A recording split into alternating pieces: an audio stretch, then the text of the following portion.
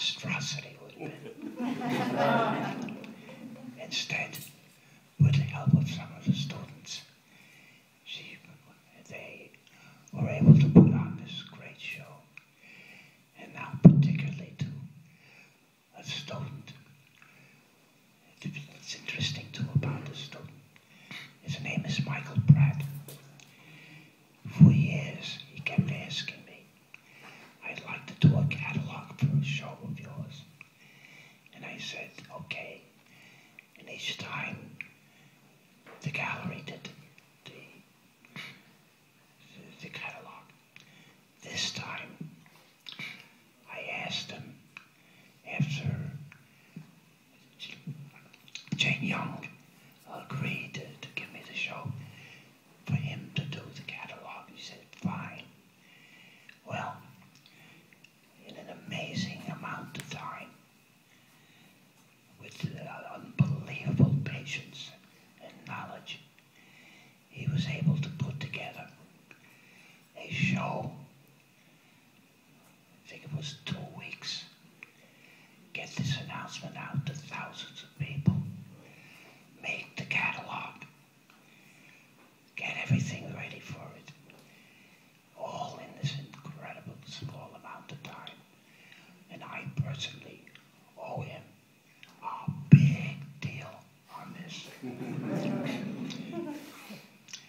The second thing, of course, I want to show is, third thing, is so many of my colleagues here at Brick Bottom also put their work in, ostensibly with the idea of selling it and helping to defray the costs of a catalog, which, as you know, can be very, very expensive.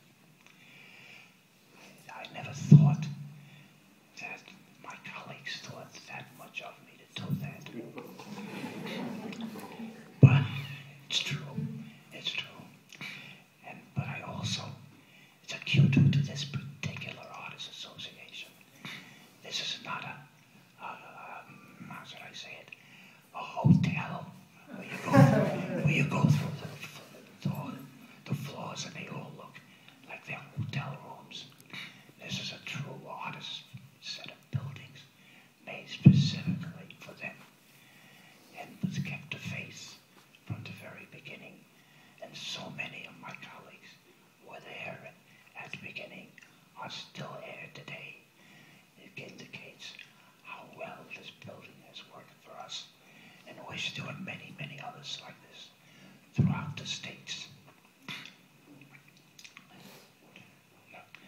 The second thing to add to that is the students themselves. I know, I see many of them now that I recognize. Some will come up to me and say, don't you remember me? And I remember maybe a 16-year-old kid. And this 16-year-old kid got boys and girls that are old enough to marry my daughter. So, it indicates there's been a lot of time that's come between us.